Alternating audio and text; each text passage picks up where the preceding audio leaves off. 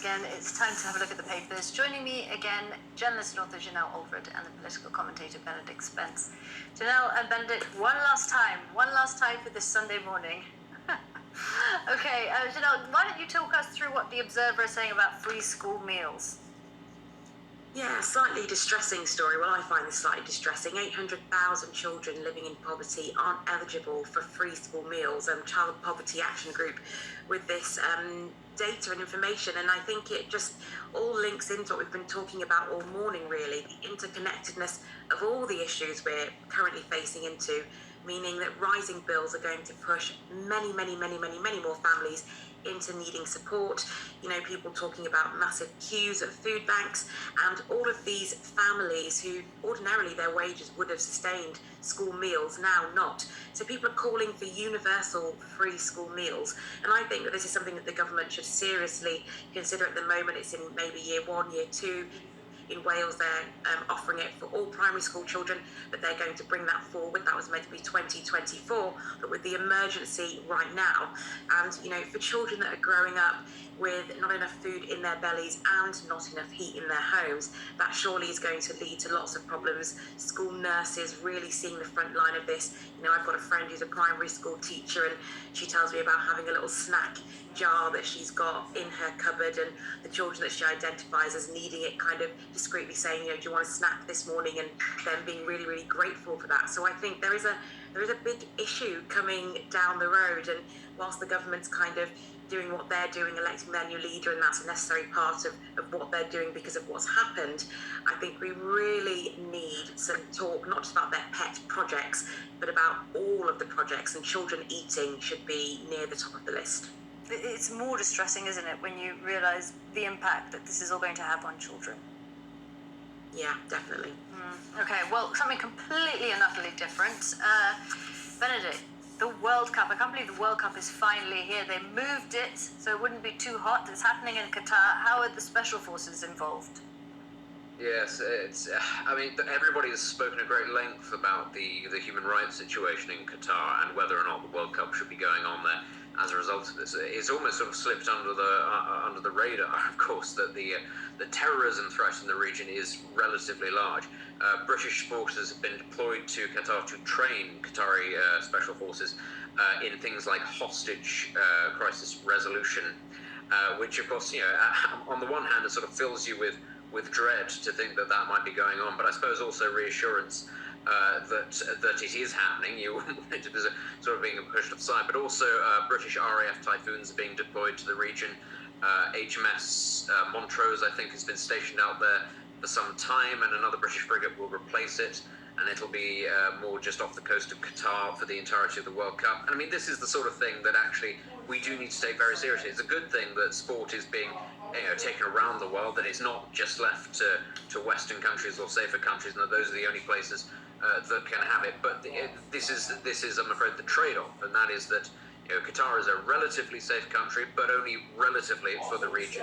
And it's a real shame that we do have to have these sort of security things in place. But, you know, as touched upon in the last segment, you have, you know, Iran just over the Gulf, you have Syria not too far away. It's a febrile country, and there will always be people looking to target it, especially given that it is a World Cup that is going to involve Iran, Saudi Arabia, of course Qatar are playing it, but also the United States, England. You know, there are lots of people who could be targeted, and of course that's not to mention the legions of foreign fans who could be targeted as well. So a really sad state of affairs, but sadly very necessary. It is interesting, given the geopolitics of the region, that when you go to these countries, they do feel very safe. And looking, you know, at the history, there haven't been terrorist attacks in Qatar. The UAE, they haven't had that. Saudi, obviously a different story with the whole situation with Yemen. But you do feel safe when you go there. You have to. That's the long and short of it, is that these countries are trying, and they really are trying, to sort of establish themselves as slightly more, you know, modern societies where at a crossroads between East and West, and also between Africa and the global North, I suppose, as well, where business can be done and where people can feel safe doing that. in order to facilitate that, they have to take security incredibly seriously. And I know that often that can stray over into repressiveness, but as you say, given the history of the region, given the situation in certain neighboring countries, I don't really think that they have any alternative, especially if they decide that they're going to host something like the World Cup. Security has to be as tight as possible. So many areas of the World Cup that are going to be so interesting, aside from the football, when it does actually happen. Let's talk about X Factor, the front of the Sunday Mirror. Janelle, do you want to talk us through this one? Yeah, so the X Factor could be sued. There's a bullying claim. They say they haven't actually been approached as yet, but not formally anyway. But apparently 5 solo acts and 1 group are saying that they were on the receiving end of psychological damage. They say they have proof, emails.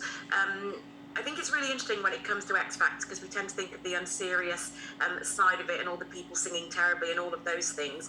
But it seems like behind the scenes, allegedly, on some of these reality shows, X Factor, Love Island, if we go back to Top Model, Big Brother, that on the other end of this peak of fame that comes so quickly, most people aren't prepared for the way it could go for them. You probably think it's going to be positive. Sometimes it's very, very negative. They tend to have villains on these shows.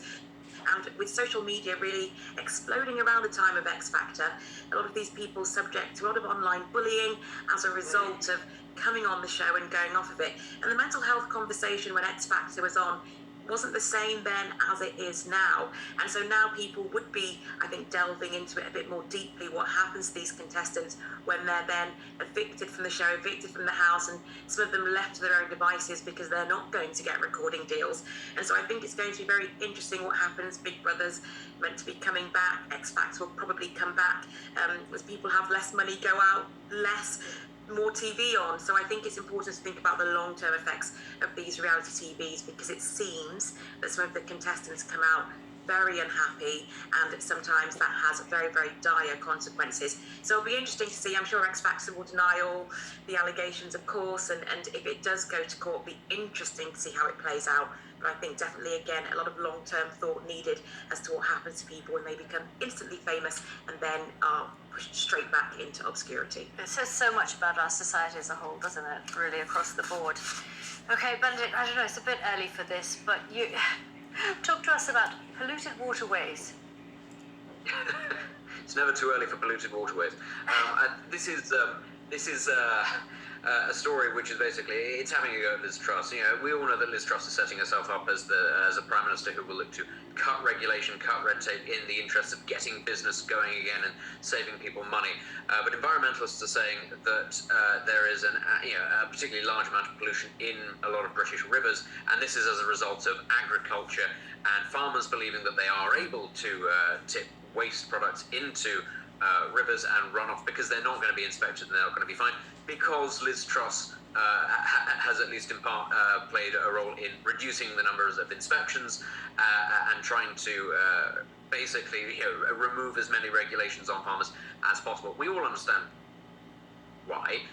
Farmers are very hard up against it. It's not a good time to be in British agriculture. But I'm afraid that this is, especially given that we are sort of sitting here in many parts of England are in the middle of a drought because there isn't enough water, there isn't enough useful water that's around, and it's, I think, another sign of how Britain, which is in terms of the rest of the world, it has some of the best water supplies that you could possibly hope for, suddenly finds itself in a position where it has a dearth of usable water for things like drinking, for things like agriculture, because we don't actually treat this wonderful natural resource that we have in abundance particularly well. And it really does, I think, hammer home the point that yes, we don't like government getting involved in our lives, we don't like big government, but a lot of regulations exist for a reason. That's because people will misbehave.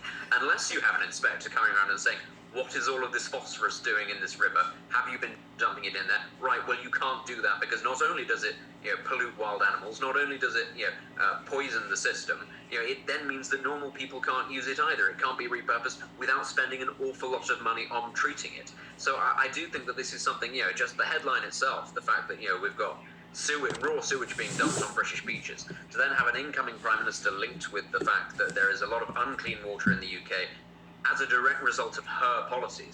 I don't think that's going to go down particularly well. Not a good way to start your premiership. I never want to go swimming ever again. Listen, I want to end really quickly. Janelle, I know this is Benedict's story, but Artemis and the fact that there's going to be a woman going to the moon. We've got a minute. Don't you think it's fantastic? Oh, I think it's absolutely brilliant, you know, because it was man on the moon, woman on the moon is going to be absolutely brilliant. And I look forward to hearing her say those words. Space has definitely felt like a very male dominated space, so to speak, even though you do hear about women there, but it does feel like a very male dominated thing. And actually, I think to see a woman, you know, saying those iconic words and then eventually seeing a woman potentially on the moon, I think that's going to be great for all the young girls. 2025. It's been fantastic. Thank you so much for getting up early and being with us, Benedict and Janelle. Have a great week. You. We'll see you back in a moment here on Sky News Breakfast.